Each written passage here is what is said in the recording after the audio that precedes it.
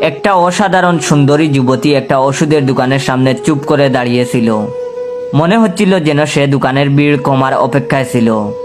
দোকানের মালিক তার দিকে বেশ কৌতূহলের দৃষ্টিতে তাকাচ্ছিল মাঝে মাঝে। ভাবছিল সে এমন কিছু জিনিস কিনতে এসেছে যেটা নিতান্ত গোপনীয়।